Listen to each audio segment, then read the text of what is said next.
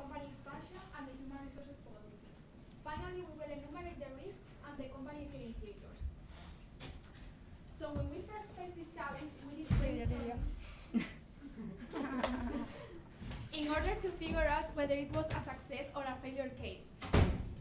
So we confirmed through preliminary research that it was a success. Next, we performed secondary qualitative research complemented with some quantitative information. Among our sources, the company website, official media, and academic literature are included. Regarding the theoretical framework, our research has been mainly based on the 4 key digital values matrix, which help us to extract the main points. Taking all this into consideration, we developed the infographic and the slides.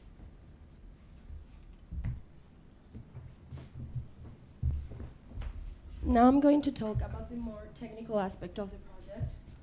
So we use a lot of different tools, like Keynote to make the infographic, Google Drive to share the document, and Preview to change the format because we needed a lot of PNG files. Then for the design process, we started by drawing on a paper what we wanted our infographic to look like.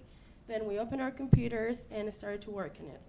I feel like nothing comes out perfect at first, so this was our first outcome of the project. And although we liked it, we felt like it was missing the essence of Airbnb, which was its classic neon coral color. So we changed the color, and then we made small modifications, like putting the title here inside the phone. And this is our final product. Now, for the history. When was Airbnb born, and how was it born?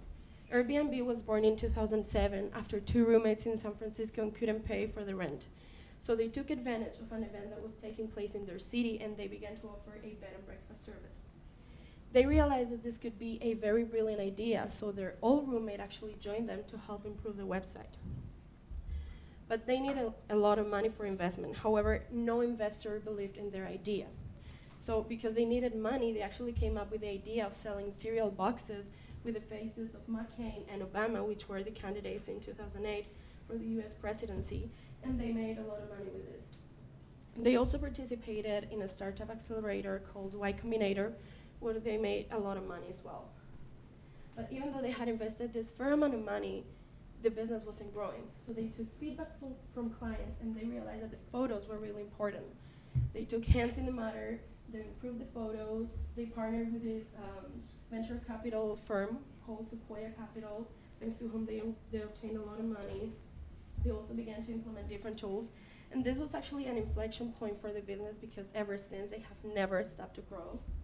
This all takes us to 2016 when they created the experience section to diversify the business, because in Airbnb now, you're not only able to book places to stay, but also experiences such as wine tasting, beer tasting, and sightseeing.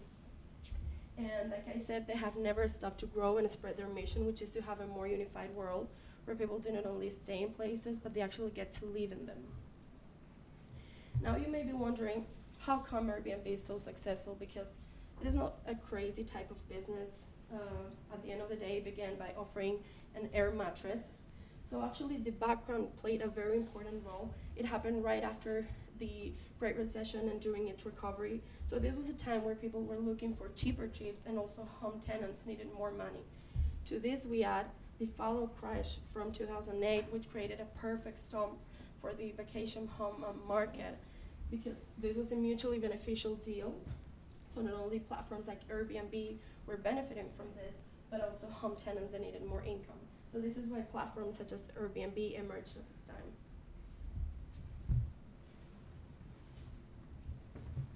So now I'm going to talk about the key success factors of Airbnb. What made Airbnb succeed is that it is a sharing economy. This means that it is a disruptive innovator. It uses business model innovation in order to drive customer engagement and disrupt the more traditional business. It also uses personalized communication channels. As we can see on its app or website, it migrates away from the anonymous front desk agent, and it uses more personal, friendly, and welcoming communications between guest and host, pre, during, and post-dates. This also increases a sense of belongingness to a community and increases trust.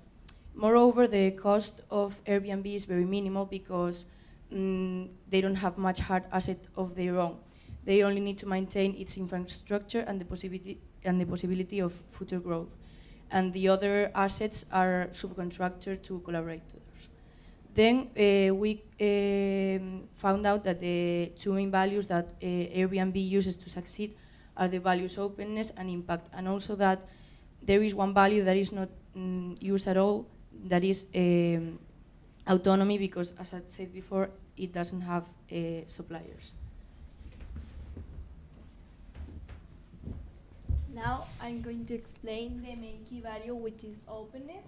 So since its creation in 2008, it has expanded and is present in more than 190 countries, in more than 81,000 cities, and they offer 5 million spaces. Regarding economic growth, they have, for example, generated $33 billion in the US and $4 billion in Canada.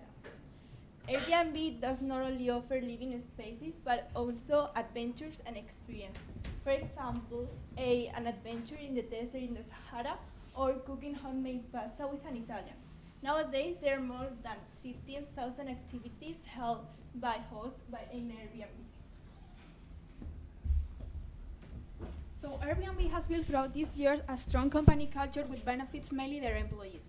For them, it's really important trust. Managers trust their employees and let them in charge of making decisions, proposing projects, or setting goals. Supporting the openness value, Airbnb supports communication. Executives arrange meetings with their employees, and everyone in this company has the same kind of information.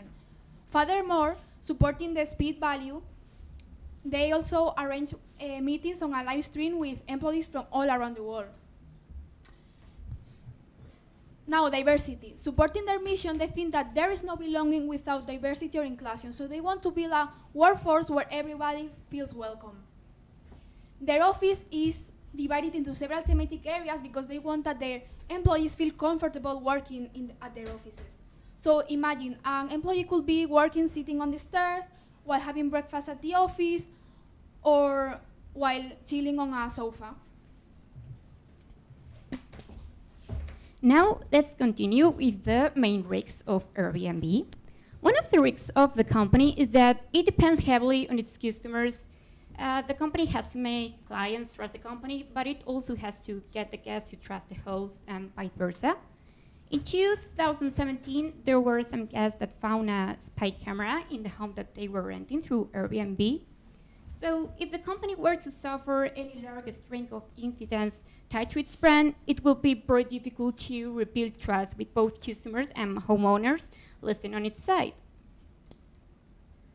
Airbnb is not a monopoly, so another risk that the company faces is the entrance of new competitors, and also existing competitors such as Booking and HomeAway, of course, constitute a threat, and Airbnb needs to respond quickly to the new needs and opportunities offered by the market.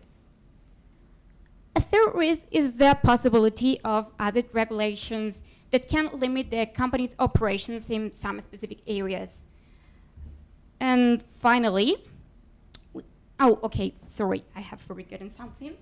But the good thing about Airbnb is that it always adapts to the situation, right? So, finally, let's talk about the last point, which is technology. It is sensitive to changes in technology, but however, technology is also one of its main reasons for success. Thanks to technology, Airbnb has always been able to differentiate from its competitors. On the one hand, technology has allowed a company to provide a superior experience on a website and app. And on the other hand, Airbnb has always been able to innovate since it first entered the market, creating added value by adding new services and experiences that align with the company business model. And lastly, I'm going to explain quickly because we're running out of time, the conclusion and final thought we have reached. First of all, the main key value of Airbnb is openness because it increases the catalog of listing they offer by the number but also the type. For example, they have vans and wheel means. And the second key value is impact, because they have a great capacity to adapt to changes. In the future, we expect that Airbnb continues to be criticized because of the impact it generates for the neighborhood.